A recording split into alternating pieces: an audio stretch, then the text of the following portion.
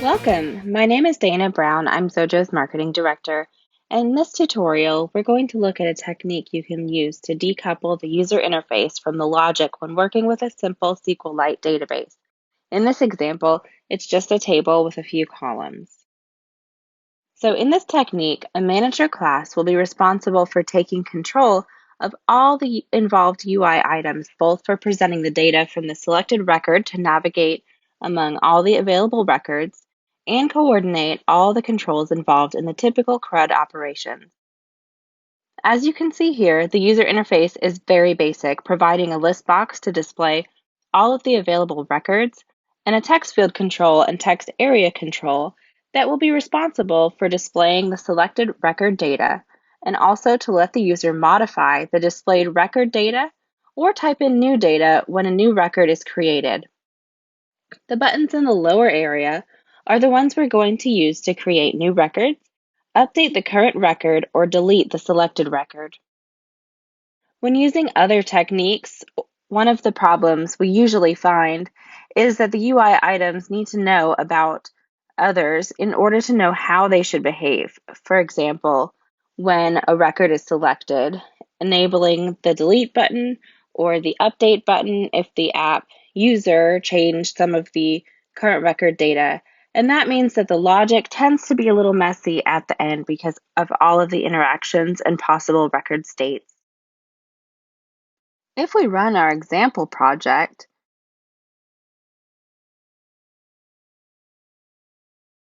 we can see how it offers the usual behavior we can expect from these kinds of apps. So as soon as the app is open, it displays all of the available records in the database table automatically, selecting the first record and displaying the record data in the UI fields. And because we have a record selected in the list box, the app automatically enables the delete button.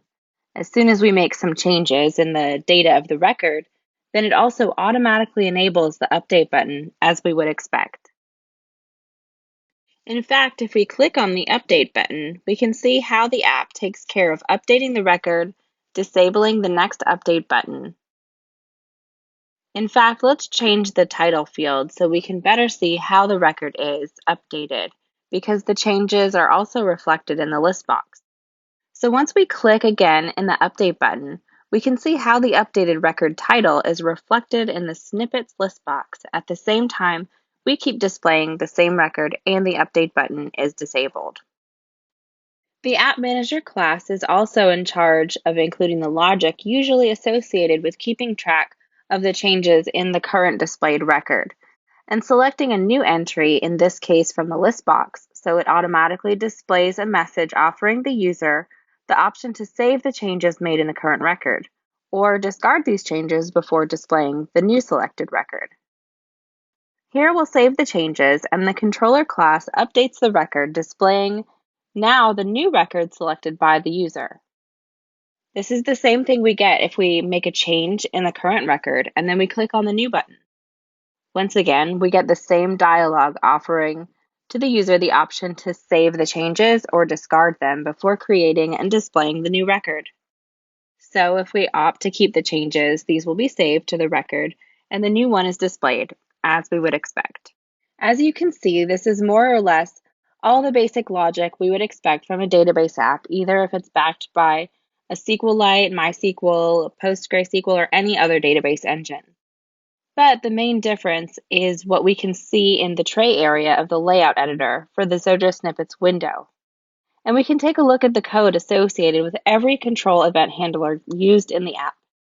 Here we aren't using too many controls for the UI, simply a list box, one text field, a text area, and the buttons in charge of the main CRUD operations. If we look at the Open event handler for the button in charge of creating a new record, we can see that it only has a single line of code, as it is also the case for the other buttons associated with the CRUD operations. For example, deleting or updating a record, while the control in charge of navigating among the records needs more or less the same amount of code. In this case, only 2 lines of code. So where do we have all the code in charge of doing all the real work with the controls in the database? Well, this is what our manager class instance does, sitting in the tray of the layout editor. The DB Manager is a basic class we created for the purpose of showing this technique, and that we'll examine a bit later. Now we're going to focus on the UI controls themselves. In fact, all of these controls are used in the window layout and are instances of some of the subclass we created for them. As you can see in the inspector panel, the list box is an instance from the Dblistbox class in order to show the easiest binding between the control and the manager class that needs to operate on it. So the text field is an instance from our DB text field class, and the text area control is an instance from our DB text area class. And these classes are really basic in their definition. In fact, as you can see for the one we used for the buttons, the DB button class only implements the event handler that we're going to trap from the manager, in this case, the action event. And the code inside that event is only calling the DB action event and the action event that we have defined again for the class, so it can be implemented by the instance. The DB action defined by the class is the one that is going to be used by the manager to bind the action of clicking the button with the assigned database action, which is calling again the redefined action event. This will let us implement more functionality if we decide to add an event handler for it.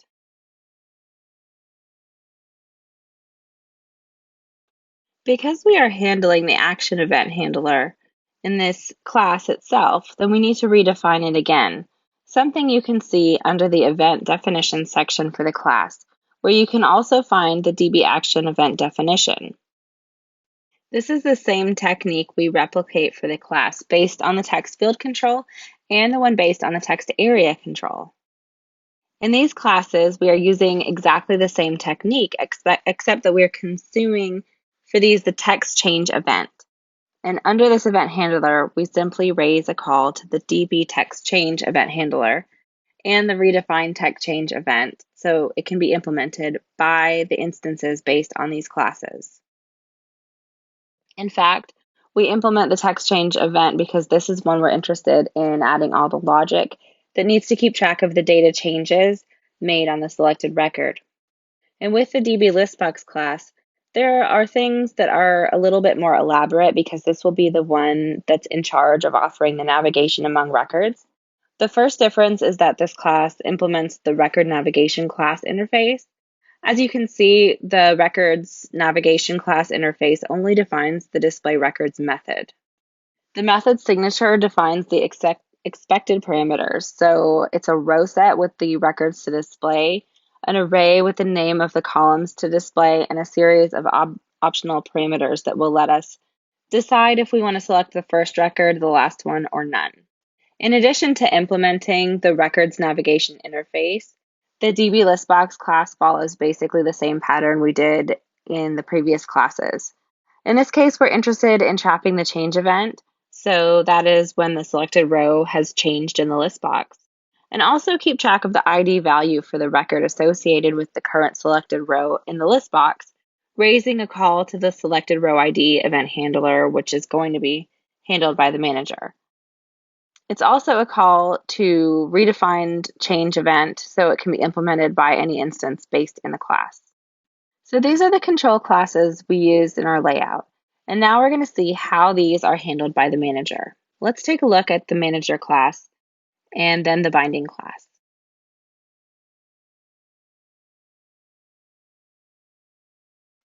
If we take a look at the code under the open event for the add button control, we can see that it simply assigns itself to the new record binding property of the DB Manager instance. If we look into the manager class, we can see how these properties are related with the CRUD, as in the case of the delete record control. New record binding or update record control are computed properties when the setter of the property assigns the received control to the underlying property. Then it sets its enabled status always so that the current record ID value is greater than -1 and disabling it otherwise. Then we can check if the received control is an instance created from the DB button class. And if it is, then we'll change the method associated by default to the DB action event handler so it points to the method from the manager itself.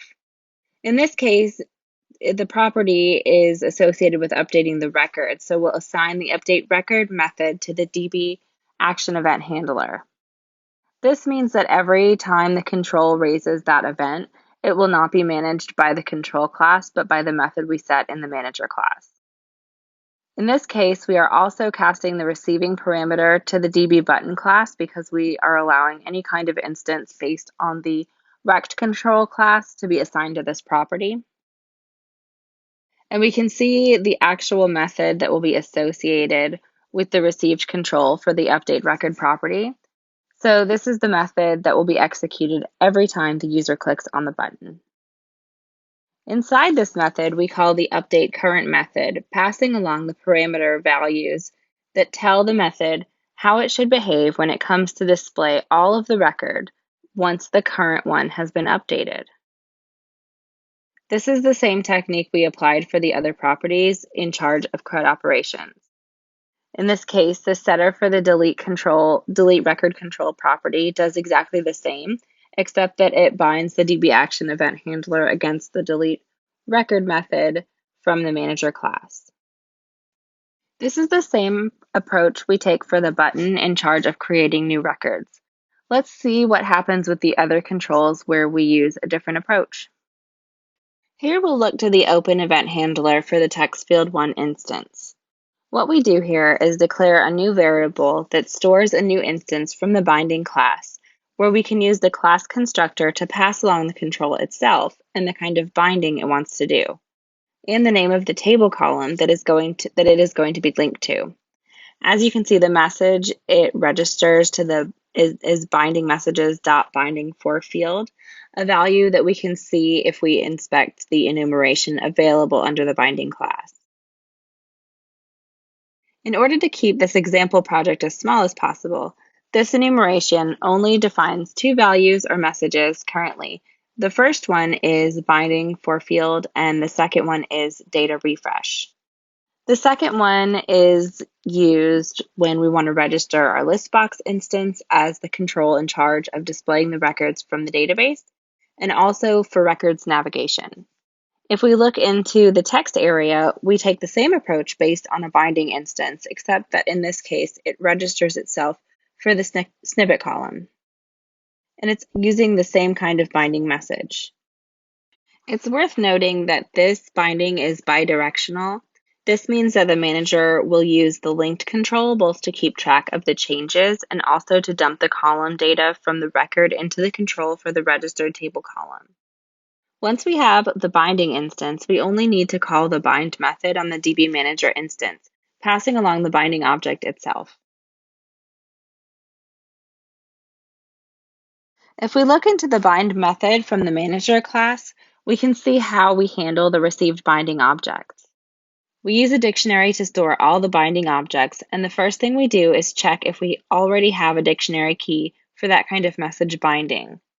If we do, then we try to retrieve the array storing all of the objects registered for the same binding, adding the new one next, and assigning back the array as the value for the same key. Next, we use the isA operator to check the class of the object assigned as the source for the binding, that is the linked control. If we explore the binding class, we can see that the constructor expects to receive the control as the first parameter, the binding message is the second one, and optionally the database column name as the third one. Getting back to the bind method of the manager class, this is what we do when checking the source property for the received binding. So if the control is a text area, then we change the DB text change event handler. So it points to the content changed method from the manager class. So we can trap the behavior of the control. This means that every time the user presses a key when the control has the focus, this is the method that will actually be run, something that we will also apply for the controls based on the DB text area class. If we inspect the content changed method, you can see how we only keep track of the record change status. This means the record that needs to be updated. And also it's in charge of enabling or disabling the UI control associated with the operation of updating the record. Let's get back to the bind method again so we can see what happens if the control received is a record navigation control. Remember the class interface definition we saw at the beginning of the tutorial. So if the control is a records navigation, it needs to know what the kind of classes also are based on. And because our example only has the Dblistbox class associated with this class interface, we only need to check the object against that class. And if it's a Dblistbox object, then we apply the same technique, changing here the record changed method. So it points to the record selection changed method from the manager class. If we explore the record selection change method, then we can see that the code is in charge of handling the display of the selected record data in the registered controls for every registered database table column, and also to coordinate the enabled state on the controls registered for the create, delete, or update record operations. And this is the fragment of code doing the work of updating the registered controls so they display the data from the current record. As you can see, first it gets in place all of the objects registered with the binding for-field message, iterating the row set until it finds the record for the current selected ID. And finally, it iterates the registered controls, dumping on them the record data for the column they registered for. So how do we handle the SQLite database file itself? Well, as you can see here, our DB Manager lets us set the database name and table name using the inspector panel. If we decide not to use these, it will use a by default database and table, as you can see in this example.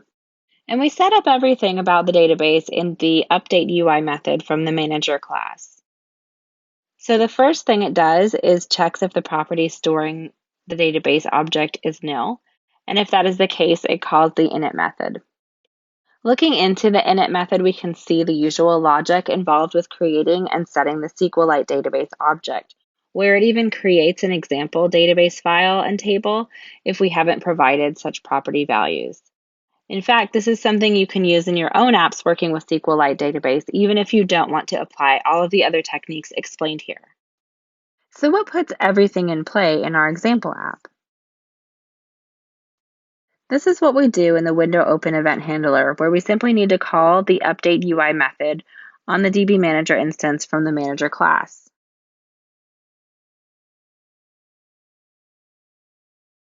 So if we go back to the update UI method, we can see how we check if there is some object registered for the data refresh method of the binding class. And if that is the case, then we retrieve all the objects registered for that message, iterating over them to call their display records method implementation, and passing along all the expected parameters as the row set, the fields to display, the Boolean to select a record, and if we want to select the first one or the last one. So in our example, this is the line of code responsible for updating the list box with the available records. Because it will select a row, then it chains the calls to other operations like displaying the data for the selected record and enabling the delete record button. So let's run our example now and see how everything works. Here we've decoupled the UI controls from the logic who's in charge of handling everything involving both the user interface and the database. And that's all. You can find the link to download this project in the description for this tutorial. And as usual, please subscribe to our YouTube channel in order to receive notifications about new content and follow us on Twitter and Facebook. You can keep informed about the latest Xojo news by visiting our blog and forum.